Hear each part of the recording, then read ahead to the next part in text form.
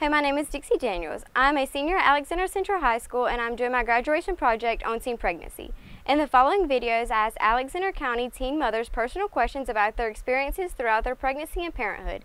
In my first interview, I spoke with Emma about how she balances high school and motherhood. I'm Dixie Daniels. I'm doing my senior project on teen pregnancy here at Alexander Central High School. And here with me I have Emma Starnes, and I'm going to interview her about her teen pregnancy journey. So what age did you get pregnant at? I got pregnant at 14. Okay, and were you on birth control? I knew the birth control options and everything. I guess I was just kind of like young and dumb. Did you use condoms or anything during sex? Mm-mm.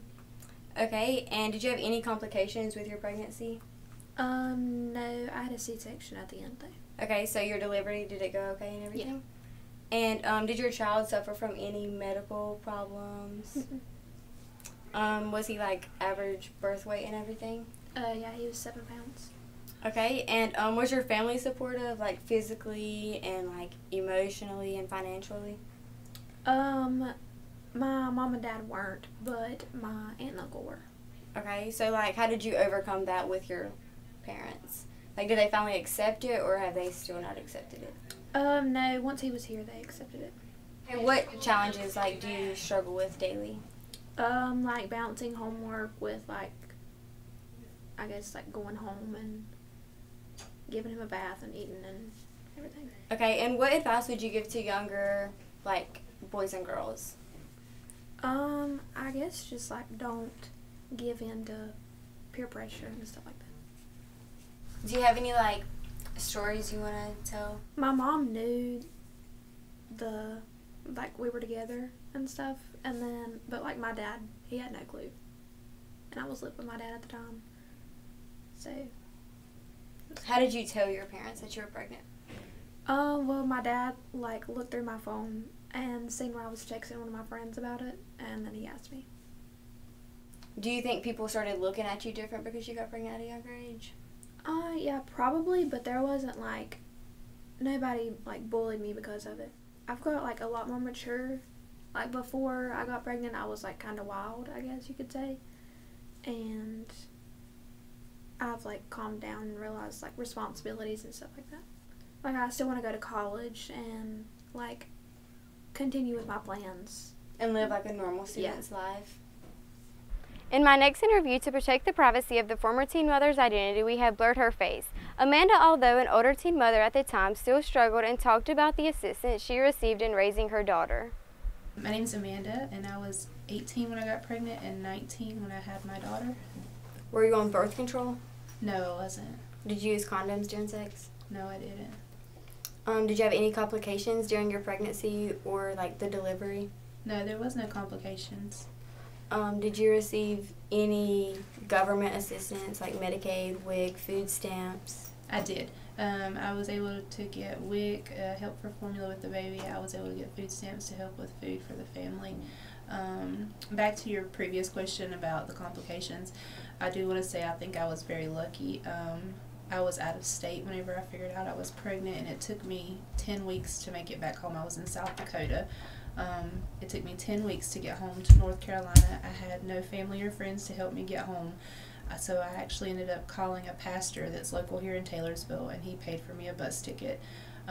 After I got home, I started the pregnancy Medicaid process, and that process can take up to 45 days actually, and so it did take the actual 45 days to do that. So I was about 20 weeks pregnant, which is halfway through your pregnancy when I saw a doctor for the first time. So I was very lucky that there were no complications. Was your baby's father supportive? No, actually I met him when I was out on the road, and I was very naive. I was young. I had quit school when I was 16. And he was actually on drugs, and I had no idea because that's just how naive I was. I had never been around it, and you trust people when you're younger. I trusted him that he would take care of me, that he loved me, that we were going to make this family together, and so, I just gave all my trust to him, and it turned out that he was doing a lot of different drugs, and so when I came back home, he didn't come with me, and he's never been a part of the child's life at all. What changes or, like, impacts occurred from being pregnant as a teenager and becoming a mom. You say what impacts? Yes. So, well, there's definitely the people I hung out with, my friends. Everything changed. You find out, you think people say they're going to be there for you, but there's a lot of people that don't realize what goes into it. You can't just go out with your friends. You can't go out to the party. You have to worry about who's going to watch the baby, who's going to get up in the middle of the night, who's going to buy the diapers, who's going to do everything for this little human. And so a lot of people end up distancing yourself. So I think sometimes you don't realize that the impact it'll have on your social life. What was the other part? It was like the changes. What changes occurred during your life? I mean, just growing up really quick. I was 19, but it very, very quick when I realized that I had a choice, that this child could grow up the way I was raised, which, I grew up very poor. I grew up, which there's nothing wrong with being poor, but I grew up in a home where there was alcoholics and a lot of things going on, and I said, do I want my baby to be brought up like this, or am I going to make a whole new life for my child? And so that's what I chose, to make a whole brand new life, and make sure that she would never be a part of anything like that. Was your family supportive, like emotionally, financially, physically? They were supportive. I mean, they love Alyssa and they were there, but they had a lot of mental issues themselves. They had a lot of alcoholism, so there wasn't a whole lot they could do for me financially. So on that part of it, I was sort of on my own, which is where I turned to the state. I looked for help there. I did finally get my first job when she was 4 months old. I was able to save up money to buy my first car. I went through the Work First program at Social Services, and that's actually a work program they put me through. They helped me with daycare and food stamps. I was able to get my GED in the mornings, and then in the afternoons I would work in the office at CVCC, and from there, once I got my GED, I was able to set up to go to college. And what advice would you give younger boys and girls? Just to don't think that it can't happen to you, because it will happen to you. I remember being 18 and I was having the time of my life, and I knew I wasn't on birth control, but I just thought, well, this isn't going to happen to me, because I just didn't think it could happen. I mean, take advantage. There's so many sources out here that can get you free birth control, free condoms. There's tons of resources. You just have to reach out for them. That's what I would say. Just don't be naive and think that it can't happen to you, because it will.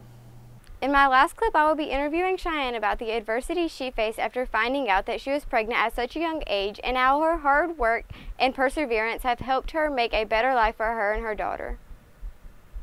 I'm Cheyenne Church. I was 13 when I got pregnant. I turned 14 before I had her, and I'm 18 now. She's 3. She'll be 4 in December. Were you on birth control at the time? Yeah, I was taking pills. Okay, and was you using condoms during sex? Mm-hmm. Did you have any complications during your pregnancy or delivery? No, not at all. Did you receive any government assistance like Medicaid, WIC, food stamps, or anything like that? I had Medicaid and WIC. Did your child suffer from any medical issues, like a low birth rate or anything like that? Mm-hmm. Was your baby's father supportive or present? Yeah, he was. Is he still present now? No. No. Okay. Was your family supportive, like physically, emotionally, and financially? Yeah, my aunt, definitely. I actually confided in her before I found out I was pregnant. I was like, hey, like, there's a chance. I'm kind of worried about it. I think she was definitely my biggest support system.